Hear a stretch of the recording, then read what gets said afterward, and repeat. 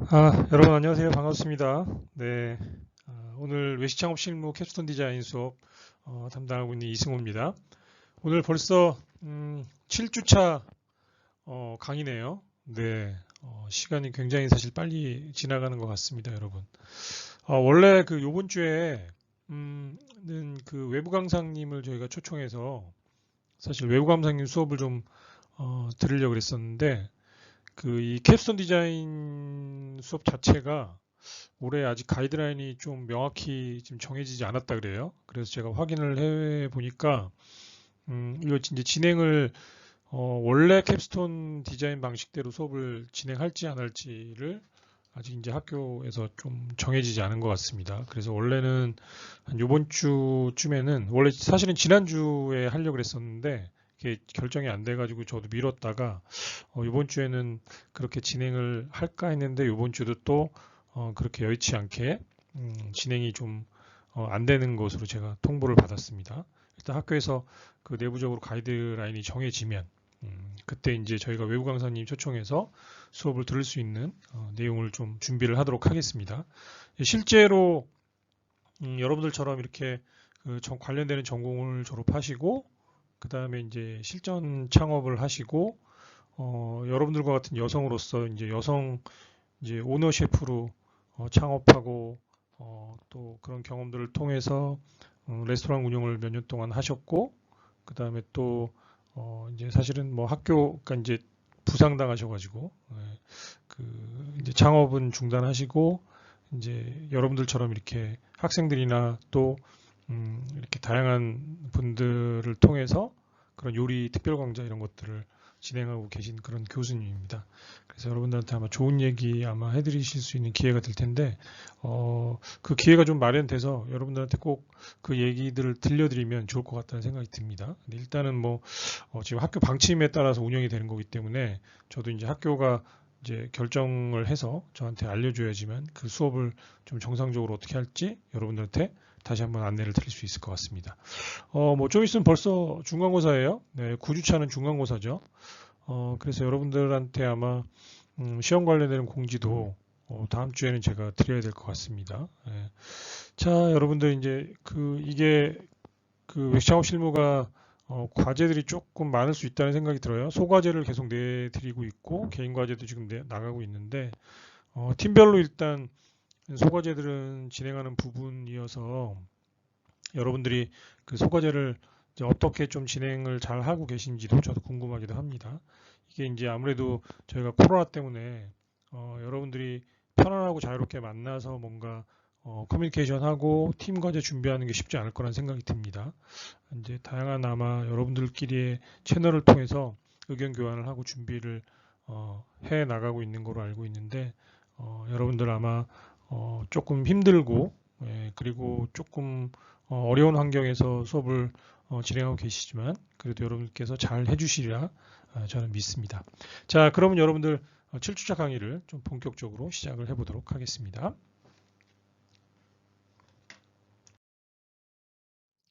여러분 이제 6주차 수업을 복습을 좀 진행할 텐데요. 제 얼굴을 끄고 와서 수업을 이어서 계속 진행하도록 하겠습니다. 네. 자, 우리 지난 시간에 이제 사업가 자질 진단에 대해서 여러분들하고 같이 한번 해봤었죠. 설명을 제가 드렸었죠. 여러분들 스스로가 이제 사업가 자질 평가를 한번 스스로 해봤고, 내가 강점이 뭔지, 그 다음에 내가 부족한 부분이 뭔지, 이런 부분들을 여러분들이 한번 스스로 평가해 볼 수 있는 시간이었고, 그 30가지 질문들 안에는 이런 이제 12가지의 중요한 내용들의 팩트들을 사실 질문을 한 것이다. 이런 설명을 드렸었죠. 그래서 여러분들이 이 안에서 내가 현재 나의 장점이고 강점인 부분들이 뭔지를 확인할 수 있었고, 내가 부족하고 앞으로 좀 개발을 해야 될 부분들이 뭔지, 뭐 이런 부분들 여러분들 스스로가 한번 진단해 볼 수 있는 시간이었고, 점수는 제가 상관이 없다 그랬죠. 점수는 상관이 없고, 자, 여러분들이 잘하는 것들, 부족한 부분들 잘하는 건 더 잘 개발하시면 더 좋을 것 같고 더 발전시키고 성장시키고 부족한 부분들은 여러분들이 더 잘할 수 있도록 또 그런 부분들도 개발하고 성장시키는 것들이 노력이 중요하다. 그렇지만 또 사람은 또 각자 갖고 있는 개인적인 어떤 성향이나 특성들이 있죠. 이제 그런 것들 때문에 내가 좀 노력을 많이 한다 그래서 이게 또 개선이 잘 안 되는 부분들이 있어요. 이제 그런 것들은 여러분들이 자, 누군가로부터 잘 빌려 갖고 오면 된다. 뭐 이런 얘기를 했습니다. 자, 빌려 갖고 온다라는 의미는 여러분들이 좋은 파트너를 만나면 된다는 거죠. 내 동업자여도 좋고 나를 도와주는 협력자여도 좋고 그 다음에 또 여러분들이 같이 일하고 있는 같이 직원들이어도 좋고 내가 부족한 부분들을 잘 메꿔줄 수 있는 사람들을 그러니까 본인이 부족한 부분이 뭔지를 정확히 잘 캐치하고 알고 있다면 그 역량을 갖고 있는 사람들이 여러분들 옆에서 도와주면 여러분들이 만약을 창업을 하게 되면 그분들은 여러분들한테 굉장히 큰 조력자이고 사업의 어떤 파트너로서 함께 성장해 갈 수 있다. 이런 얘기를 지난 시간에 좀 해드렸습니다. 자, 그래서 이제 사업을 계획할 때 여러분들이 이제 우리가 수업을 통해서 지금 했던 부분들이 창업에 대한 이해, 그 다음에 시장에 대한 이해, 또 이런 것들을 통해서 업종과 아이템을 선택하는 것, 이제 브랜드 개발이 왜 중요한지, 그 다음에 이제 로고와 디자인에 대한 얘기를 좀 했었죠. 그래서 오늘 이어서 계속 여러분들하고 이런 얘기들을 또 해나갈 겁니다. 자, 그래서 외식 사업의 사업 계획 단계에서는 이런 12가지 단계의 내용들이 들어가야 되고 그 세부적으로는 이 사업 계획서안에 각각의 어떤 내용들이 챕터 안에서 들어가야 되는지를 여러분들한테 잠깐 설명을 드렸었습니다. 여러분들은 이 수업을 통해서 이제 이 내용들을 계속 채워나가는 작업을 하게 될 거고요. 반드시 이 지금 12가지가 모두 다 여러분들이 다 완벽하게 이해를 할 필요는 없고 여기서 이제 여러분들 상황과 지금 수준에서 꼭 반드시 이제 체크하고 인식해야 될 부분들만 여러분들이 일단 중점적으로 조금 여러분들이 배워나가고 인식해 나가면 될 것 같아요. 조금 어려운 부분들이 있는데 그 어려운 부분들은 이 사업계획서 여러분들이 준비하는 사업계획서 안에는 굳이 들어갈 필요가 없다. 그래서 그 부분들은 제가 다시 한번 정리를 좀 해드릴 겁니다, 여러분들. 자, 그래서 이제 사업계획 단계에서 체크사항들을 12가지에 걸쳐서 한번 잠깐 설명을 드렸었고요. 이제 수업 안에서 이제 여러분들 계속 조금씩 더 이 부분들이 보완돼서 수업 안에서 얘기가 될 겁니다. 잘 따라오시면 여러분들이 만약에 내가 창업을 나중에 하게 된다 그러면 분명히 이제 여러분들이 이런 것들은 의미 있게 여러분들 창업 준비 단계에서 분명히 잘 쓰일 것이라고 생각을 합니다. 그래서 이제 저희가 이제 브랜드에 대한 얘기를 했었죠. 그 디자인과 컨셉 이게 얼마나 중요한지 이런 얘기를 여러분들한테 해드렸었고요. 마케팅 프로세스 과정 안에서 이제 컨셉을 잡는 게 굉장히 중요하고 이 컨셉은 STP 시장 세분화 타겟팅 브랜드 포지셔닝을 통해서 우리가 브랜드가 만들어져야 되고 이 고민 안에서 브랜드가 만들어져야 되고 또 이거 안에서 디자인이 나와야 된다. 그리고 그 안에서 가격 정책, 제품에 대한 정책 이런 것들을 통해서 우리가 런칭하는 게 되게 중요하다. 또 브랜드는 장소. 우리가 이제 만약에 매장을 오프라인으로 오픈을 해야 된다 그러면 그 오픈하는 매장에 대한 어떤 디자인까지 결정이 되겠죠. 이 컨셉. 그래서 이제 컨셉, 브랜드 디자인은 굉장히 중요한 서로의 연결고리에 있다. 그래서 마케팅과 브랜드의 차이에 대해서 잠깐 설명드렸었고 컨셉은 뭘 의미하는 건지 컨셉은 브랜드의 정체성, 브랜드의 이미지를 실현하는 것이다. 그래서 상품과 서비스는 상품과 서비스를 고객과 연결을 시켜주는 게 컨셉이고 바로 이제 이게 브랜드를 통해서 보여주는 것이다. 이런 얘기를 했었습니다. 그래서 컨셉이 왜 필요한지. 컨셉은 바로 고객들이 구매를 시도하고 또 재구매를 만들어낼 수 있도록 하는 굉장히 중요한 장치다. 그래서 반드시 여러분들이 창업 전에는 우리 상품과 서비스를 어떤 컨셉으로 전개할 것인지에 대한 고민들을 반드시 해야 된다. 이런 설명을 드렸었죠. 그래서 뭐 점포와 서비스, 물적인 컨셉, 메뉴의 컨셉, 서비스의 컨셉, 점포에 대한 컨셉 이런 것들이 다 필요하다. 이런 얘기를 했었습니다. 그래서 이탈리안 레스토랑 사례를 가지고 잠깐 설명을 드렸었죠. 자, 그래서 브랜드에 대한 얘기를 제가 했었는데 이제 상품과 서비스의 가장 중요한 성공 요인이 바로 브랜드다라는 얘기를 했었죠. 그래서 이런 것들이 디자인하고 컨셉하고 연결돼서 상품과 서비스로 구현이 돼야 된다. 이런 얘기를 다시 한번 설명이 드렸었고 이제 여러분들이 이런 것들을 통해서 우리 레스토랑 패키지들에 대한 디자인, 그 다음에 브랜드 로고, 우리가 고객들한테 보여주는 우리 어떤 상품과 서비스에 대한 특징들을 전달해 줄 수 있는 여러 가지들이겠죠. 그런 것들이 이제 패킹뿐만 아니라 레스토랑 전면부와 디자인 모든 것들을 표현될 필요가 있다.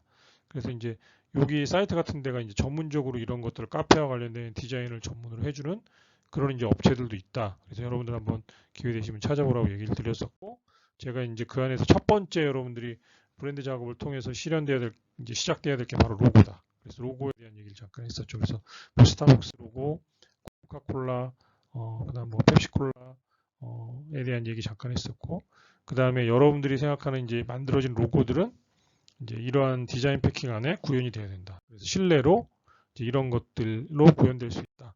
뭐 이런 식으로 이제 설명을 여러분들한테 하나씩 드렸었죠. 자, 그 다음에 이제 이런 브랜드를 만드는 것들을 통해서 내가 어떤 브랜드 스토리와 또 브랜드를 어떤 식으로 컨셉을 잡아서 전개해 나갈 수 있는지를 이제 블루보틀 커피라는 사례를 가지고 연결해서 설명을 드렸었습니다. 그래서 제임스 프리드먼이라는 사람이 이 블루보틀이라는 이 이제 하나의 어떤 파란색 병을 통해서 자신의 커피 브랜드를 만들고 탄생시키고 전개시켰다. 이게 이제 처음에 이제 그런 파머스 마켓이라는 곳에서 이 제임스 프리드먼이 처음 만들었던 로고의 모습이죠. 처음 만들었던 그런 로고의 모습이고, 이 시장에서 이제 어떻게 영업을 시작을 했는지 그런 스토리들을 소개를 시켜드렸었죠. 그것들을 통해서 첫 번째 매장을 이렇게 차고를 개조한 창고에서 첫 번째 매장이 시작이 되었고, 이게 이제 이런 창고, 블루보틀의 대표적인 어떤 하나의 브랜드 초기의 이미지입니다. 그래서 이건 오클랜드에 있는 블루보틀 본사의 사진인데, 이런 창고용 매장들을 통해서 자신의 브랜드의 컨셉들을 입혀서 고객들한테 이제 이미지화 시키는 그런 작업들을 하나씩 해나갔죠. 전 매장에 들어가면 그들이 갖고 있는 컨셉이 이런 형태로 보여지고 있다. 이렇게 이제 드립 커피를 하는 이제 그런 전면부가 항상 비치되어 있고, 이런 바리스타가 항상 커피를 이렇게 내리는 모습들을 고객들한테 보여주고 있다. 이렇게 생각하시면 될 것 같고, 자, 이게 이제 하나의 일종의 그 브랜드를 구축해서 고객들한테 보여주는 하나의 퍼포먼스 같은 거일 수도 있습니다. 이런 것들도 굉장히 중요한 하나의 어떤 그 브랜드를 구축하는 작업 중에 하나죠. 그리고 브랜드 스토리라는 것들을 입히는 작업이기도 합니다. 그래서 이제 미국에는 그 당시에 이제 그렇게 존재하지 않았던 이런 드립커피를 굉장히 선풍적으로 그 유행시킨 그런 브랜드가 된 거죠. 뭐 스타벅스나 다른 기타 그런 커피 브랜드들이 있었음에도 불구하고 이제 그런 것들을 이기는 하나의 어떤 브랜드를 창출을 시킨 거죠. 다양한 패키지들 이런 것들을 통해서 다양한 아이템들을 구성을 하고 이제 그런 것들 가지고 이제 고객들한테 다가갔다 이런 설명을 해드렸었고요. 이런 뭐 캔커피나 라떼 같은 것들도 이런 패키지를 통해서 판매를 했었고, 디자인 컨셉들은 이런 식으로 항상 전개가 됐다. 뭐 이런 식으로 이제 설명을 드렸었죠. 그리고 이제 결국은 그 네슬레라는 커피가 이 블루보틀을 사들였다. 그래서 이제 우리나라에 2019년도 초죠. 그래서 네슬레가 첫 번째 그 이 블루보틀을 사들이고 첫 번째 작업을 했던 게 이제 한국에다 매장을 오픈한 것이었습니다. 그래서 성수동에 1호점 매장이 오픈이 됐고, 삼청동, 뭐 청담동 이런 쪽으로 이제 매장들을 넓혀 가고 있습니다. 국내에서. 자, 이 얘기를 해드렸었고, 그 다음에 이제 그레이 에스프레소라는 사례를 가지고 이 컨셉과 디자인과 이 컨셉을 통한 어떤 디자인, 그 다음에 브랜드를 어떻게 만들었느냐에 따라서 여의도에서 성공한 대표적인 하나의 이제 작은 커피집의 성공 사례를 제가 소개를 해드렸었죠. 그래서 이제 그레이톤으로 입혔던 그런 매장에 대한 설명들, 그 다음에 그레이 에스프레소가 입지하고 있는 상권에 대한 설명들, 그 다음에 얼마나 경쟁이 치열했던 곳이었는지 그런 설명 드렸었고요. 주변부에도 이제 얼마나 많은 커피집들이 분포하고 있었는지 뭐 이런 설명을 드렸었고, 그 안에서 이제 그레이 에스프레소가 어떤 특징들을 가지고 이제 살아남게 되는지 그거에 대한 설명들을 여러분들 특징들 몇 가지 가지고 제가 설명을 드렸었죠. 뭐 왜 여기서 이제 이런 부분들이 강조되었는지, 이게 고객들에게 어떤 부분들을 좀 더 어필하는 부분이었는지, 매장에 대한 그런 인테리어 강조했던 부분들, 그다음에 이게 이제 특히 인스타를 통해서 여의도에 있는 많은 사무직 여직원들한테 어떻게 퍼져 나갔는지 뭐 이런 것들을 설명을 드렸었죠. 그래서 그걸 정리를 제가 해드렸습니다. 컨셉을 통해서 고객들을 정의하고 어떤 고객들을 우리가 집중적으로 타겟팅 해가지고 그 자신의 브랜드를 구현을 해나갔는지, 이제 그레이라는 그런 컨셉의 가장 중요한 기준을 가지고 풀어나간 거죠. 그 안에서 세련된 어떤 그런 공간들을 연출시키고 젊은 여성들이 좋아하는 것들을 이 공간 안에 입힌 거죠. 그 다음에 이제 특별한 커피를 좋아하는 사람들을 위한 그런 이제 여러 가지 장치들을 심어서 고객들한테 하나의 이제 브랜드와 또 브랜드에 대한 스토리가 입혀져 나가는 과정들을 통해서 성공한 스토리, 그레이 에스프레소라는 것들을 지난 시간에 여러분들 소개를 시켜드렸었습니다. 네. 네, 개인 과제 설명드렸었죠. 기억나시죠, 여러분들? 네, 그래서 개인 과제는 10월 16일까지 여러분들이 여기 그 공지된 내용에 따라서 작성을 이제 과제를 제출해 주시면 된다. 이런 얘기까지 지난 시간에 마무리를 했었습니다. 자, 그러면 이제 7주차 강의를 본격적으로 여러분들한테 진행을 좀 해보도록 하겠습니다. 자, 여러분들한테 이제 그 사례를 이제 하나 더 좀 소개를 시켜드리려고 합니다. 이제 이 컨셉과 브랜드를 입혀서 성공한 사례 이제 하나 더 좀 소개를 시켜드릴 텐데, 이번에 이제 커피 올리라는 프랜차이즈 커피 브랜드를 소개시켜드릴 거예요. 자, 이거는 이제 그 여러분들이 여기는 뭐 이제 디자인적인 것보다는 이 컨셉에 저도 승리라고 보여지는 하나의 브랜드입니다. 그래서 여러분들 아마 주변에서 보셨을지도 몰라요. 커피 올리라는 브랜드고요. 이거는 이제 저가형 커피 브랜드입니다. 저가형 커피 브랜드인데, 이제 강남역에 있는 매장을 하나 제가 여러분들한테 소개를 좀 해드리도록 하겠습니다. 자, 일단 그 여러분들 그 커피 전문점 이거 그 이 슬라이드 기억나시죠? 자, 세 가지 위에 세 가지 커피 맛, 그 다음에 거리, 커피 가격, 이게 이제 이런 세 가지를 너무 중요하게 생각할 수 있는 상권이 어디냐. 우리가 상권과 입지에 따라서 중요성의 항목은 틀려진다고 얘기를 했었죠. 자, 이거 기억나시죠, 여러분들? 정답이 뭐였죠? 네. 대학가였죠, 대학가. 네. 자, 커피 올리는 일단 대학가에서 성공한 브랜드입니다. 그래서 대학가를 중심으로 바로 저렴한 커피 가격, 그 다음에 이제 좋은 원두, 커피 맛이 딴 곳보다 저렴한 다른 커피 브랜드보다 차별화시킨 커피 맛을 갖고 있고, 그 다음에 입지입니다. 입지. 학생들이 특별하게 학교에 이제 올라갈 때 요즘에는 이제 커피를 한 잔씩 뽑아가지고 학교로 올라가는 친구들이 굉장히 많아졌죠. 아침에 이제 뭐 잠도 깨야 되고, 뭐 학교 올라가면 물론 학교에도 뭐 커피 팔죠. 편의점에서도 팔기도 하고, 뭐 자판기에서 팔기도 하는데, 나는 이런 커피 이제 소모하는 거 싫어. 나는 원두 커피 마실 거야. 근데 내가 원하는 원두 커피를 먹어야 되는 거죠. 예. 그걸 노려서 이제 성공한 사실 브랜드라고 할 수 있어요. 자, 근데 이 브랜드가 대학가뿐만이 아니라 이걸 이제 다른 데다가도 적용시킬 수 있다는 걸 안 거죠. 그게 어디였냐면 바로 강남역 진출이었습니다. 역세권. 굉장히 중요한 거죠. 자, 이거는 이제 강남역에서 그 신분당선에서 그 2호선을 타러 올라가면 그 2호선 출입구 바로 옆에 보면 이렇게 간단한 그 간식들을 파는 곳들이 있습니다. 분식도 팔고 거기 옆에 이제 커피 올리라는 브랜드가 들어왔습니다. 여기 보시면 재미난 게 옆에는 이제 망고라는 이제 망고 주스 파는 브랜드고요. 지금은 없어졌어요. 이제 이 회사에서 같이 하는 거예요. 이 커피 올리라는 브랜드가 있고 여기는 한 2평 정도 쓰는 겁니다. 여기 총 이제 5평 정도인데 둘이서 2.5평씩 2.5평씩 나눠 쓰고 있는 거예요. 한쪽에서는 망고 팔고 한쪽에서는 커피 올리 팔고. 자, 중요한 게 뭐냐면 이게 바로 이제 저는 시스템의 승리라고 얘기를 해줄 수 있을 것 같아요. 시스템의 승리고 중요한 거는 커피 가격입니다. 아메리카노 한 잔에 얼마? 900원. 여기 900 보이시나요? 900원. 900원이고요. 여기 이제 앞에 쓰면 이렇게 많은 사람들이 이 키오스키에서 이제 커피 주문을 합니다. 그러면 여기 옆에 있는데 이제 좀 제가 다음 슬라이드 보여드릴 거예요. 여기서 이제 자판기에서 내 커피 번호가 나오면 이제 번호 호출이 나오면 내 커피를 픽업해서 가는 겁니다. 그리고 여기는 이제 커피를 내리고 있는 장면들을 영상으로 항상 실시간을 볼 수 있기 때문에 커피 매장에서 바리스타들이 커피를 어떻게 추출하는지를 보고 있습니다. 자, 이런 영상을 보여줄 수 있다는 것은 우리 매장의 청결, 우리가 얼마나 깔끔하고 깨끗하게 고객들한테 정확한 추출을 통해서 커피를 제공하는지를 보여주는 겁니다. 일종의 퍼포먼스 같은 거죠. 저희는 이제 이런 거를 퍼포먼스라고 그래요. 고객들한테 뭔가 특별한 것들을 보여주는 행동.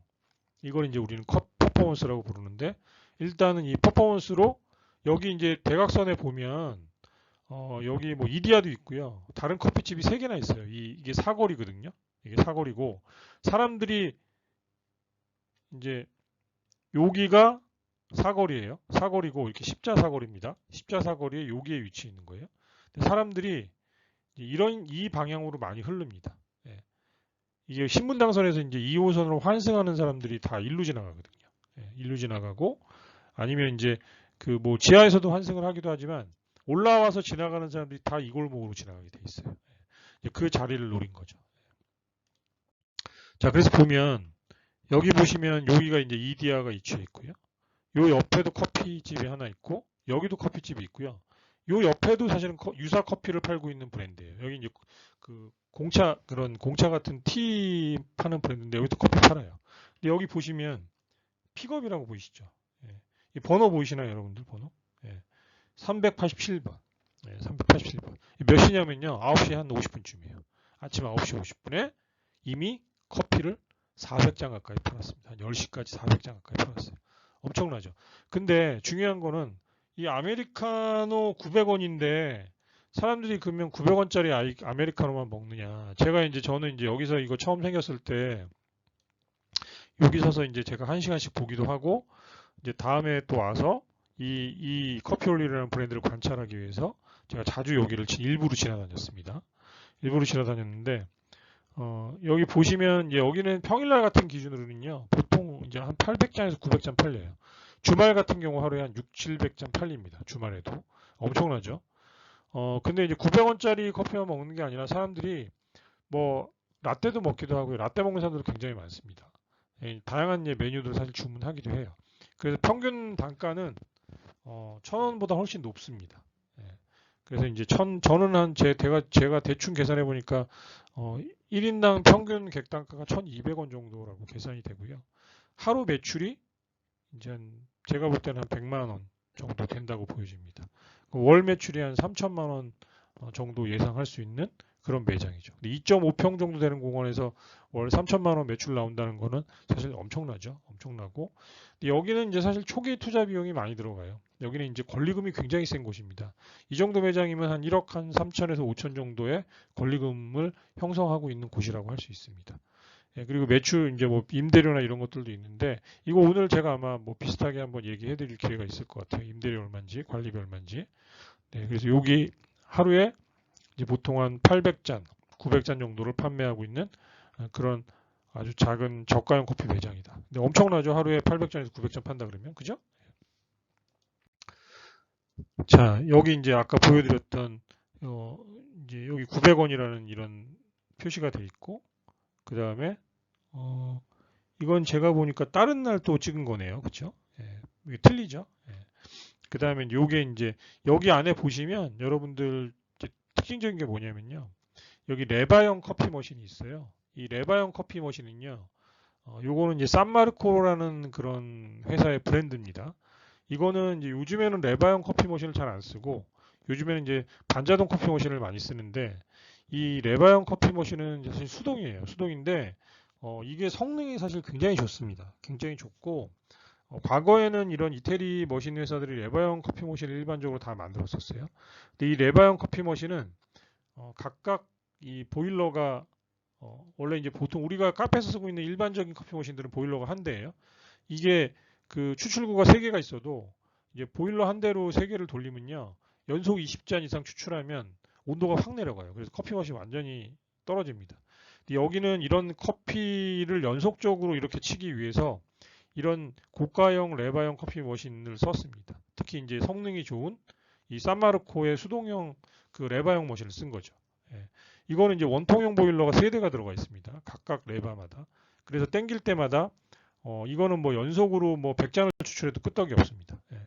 그런 이제 머신을 이제 일부러 들여놓은 거죠. 일정하게 커피 맛을 유지하기 위해서.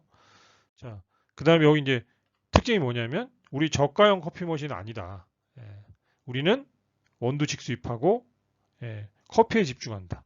그 다음에 고급 원두를 쓴다. 이게 얘네들이 이제 강조하고 있는 부분들입니다. 커피 머신이 이제 좀 자세히 보이죠? 레바형 커피 머신이 보이고 키오스크 시스템. 그 다음에 이제 주력으로 팔고 있는 상품들이 여기 비치가 되어 있습니다. 뭐 디자인적으로는 별거 없어요. 근데 이게 컨셉인 거예요. 이 가격으로 고품질 커피가 가능해? 라고 얘기하는 거죠. 우리는 인건비를 줄이고 정직한 제조, 커피에 집중하는 것을 통해서 다른 저가형 커피와 차별화된 커피를 제공한다. 이게 이제 커피올리의 컨셉인 거죠. 그래서 여기 이제 편견을 깨다. 진짜 커피 전문점. 그 다음에 900원 아메리카노. 이렇게 이제 대문짝만 이렇게 써놨습니다. 자, 옆에 이제 이거는 이제 이 회사의 서브 브랜드인데, 이 같은 시간대에 보면 옆에 보시면 아까 380 막 이렇게 먹고 있죠. 근데 여기 7개 지나갔어요. 7개. 결국은 여기 문을 닫았어요. 이 브랜드 없어지고요. 다른 게 들어왔어요. 지금. 그 커피 올리는 그대로 있고. 그만큼 차이가 나는 겁니다. 이거 똑같은 아침부터 오픈했는데 7잔 팔리는데 옆에 있는 다른 브랜드는 이제 380잔을 파는 거죠. 같은 시간대. 물론 이제 가격대도 차이가 많이 나죠. 생망고를 그대로 팝니다. 태국 생망고인데 여기는 생망고를 직접 리얼 망고로 파는 곳이에요. 2,900원에. 사실은 굉장한데 잘 생각보다는 이제 한국에서는 쉽지 않은 것 같아요. 제가 볼 때 계절도 많이 타고. 요게 이제 제가 설명드렸던 레바형 커피 머신의 실제 모습이고요. 그 다음에 여기 보시면 이제 전표에서 계속 나옵니다. 계속. 전표가 계속 나오고, 그라인더도 성능이 굉장히 좀 좋은 그라인더를 쓰고 있습니다. 왜냐하면 워낙 연속 추출을 빠르게 많이 하기 때문에 이 그라인더도 굉장히 고가형 그라인더 300만 원짜리 넘는 걸 쓰고 있어요. 넘는 걸 쓰고 있고, 그 다음에 이렇게 영상으로 작업하는 모습들을 실시간으로 보여준다는 거는 굉장히 자신감이 있다는 거죠. 여기 보시면 상당히 여기 보시면 직원들이 3명이 일을 해요. 여기서 그 한 타임에 가장 바쁠 때 3명이서 일을 하는데 여기서 이제 전문적으로 커피를 추출하는 사람 1명, 그 다음에 이제 중간에서 이제 중간 작업을 해주는 친구, 그 다음에 여기 앞에서 이제 고객한테 마지막 마무리 작업해주는 친구가 있습니다. 이 친구가 이제 원두를 받아서 라떼를 제조하기도 하고, 그 다음에 여기 사이드 스프레이 인서라고 이제 씻는 그런 장치들이 있는데, 이런 것들을 이 친구가 계속 씻어가지고 여기다 놔주면 이걸 가지고 계속 커피를 추출을 하는 거죠. 이걸 영상으로 계속 틀어주고 있습니다. 그리고 보면 이 3명의 매니저의 손이 안 쉬어요. 계속 닦고 있어요. 깨끗이 닦으면서 계속 일을 합니다. 굉장히 철저하게 관리하면서 일을 하는 곳이다. 바닥도 보시면요, 여러분들 굉장히 깨끗해요. 저도 이제 제가 이제 예전에 컨설팅했던 데들 가끔 이제 가서 뭐 영업 잘 되고 있는가 이렇게 보면 이제 제가 이제 가장 많이 지적하는 게 바로 청결입니다. 청결. 바닥 지저분한 데도 엄청 많아요. 여기 정말 깨끗하죠. 자, 이렇게 해서 깨끗하게 관리를 하는 것도 굉장히 중요하다. 여기는 어떤 특징들이 있느냐. 자, 이제 키오스크라든지 이런 기계에 익숙한 젊은 직장인들이 타겟인 겁니다. 그 다음에 특별한 것을 좋아하는 사람들이 있죠. 뭔가 그런 새로운 것들. 그 다음에 야, 이거 900원인데 좋은 원두수인데 뭐 다른 데하고 차별화가 된 것 같아. 뭐 이런 것들. 그 다음에 특히 이제 아침부터 이제 커피를 꼭 마시고 커피를 꼭 뽑아서 가야 되는 그런 젊은 친구들. 그 다음에 반드시 아침에 이제 커피가 필요한 사람들. 이런 사람들이 이제 이런 저가형 커피인데 내가 2,500원, 3,000원짜리 난 스타벅스 원래 안 먹고 중가형 커피 마시는 사람인데 야 900원짜리 뭐 아이스 커피 1,200원뿐이 안 하는데 먹어봤더니 괜찮더라. 이렇게 되면 어떻게 되죠? 그러면 당연히 여기 아침마다 항상 한 잔씩 뽑아서 올라가겠죠. 저렴한 가격, 부담이 없잖아요. 그 다음에 편리한 주문 시스템. 굉장히 속도가 빠릅니다. 스피드하게. 주문하고 나서 나오는 데까지 얼마 안 걸려요. 정말 빨리 나옵니다. 그 다음에 저렴하지만 고급 원두를 쓴다. 원두를 직수입해가지고 우리가 직접 로스팅해서 직접 로스팅한 거를 공급한다. 이게 이제 써 있거든요. 그 다음에 여기는 이제 유동인구가 굉장히 풍부한 곳이죠. 학생, 직장인. 타겟층, 저가형 커피를 소모할 수 있는 타겟층이 굉장히 풍부한 곳입니다. 그곳 안에서 바로 시스템이라는 걸 입혀가지고 성공한 그런 브랜드다 라고 얘기할 수 있습니다. 그래서 스피드, 직원들 3명이서 유기적으로 돌아가는 시스템, 그 다음에 생산성이 굉장히 높은 레바형 3마르코 머신을 썼다라는 거, 청결한 매장 관리, 그 다음에 고급 원두를 쓴다는 거, 이런 것들이 바로 이 커피올리라는 브랜드가 갖고 고객들한테 제공하고 있는 컨셉인 거죠. 거기는 가격만 저렴한 게 아니라 굉장히 고급 원두로 시스템과 스피드를 통해서 항상 일관된 커피를 제공할 수 있는 것. 우린 커피만 정말 강자야. 근데 그냥 커피가 아니라 다른 사람들이 고급형 커피를 우린 저렴한 가격으로 빠르게 먹을 수 있는 곳이야. 이게 이제 이들의 강점이라고 할 수 있겠죠. 네. 자, 커피올리에 대한 브랜드를 소개해 드렸습니다. 결론은 이제 여기는 이 시스템이라는 거를 가지고 브랜드를 구축해 가고 있는 그런 하나의 이제 매장이다. 이렇게 생각을 하시면 될 것 같습니다.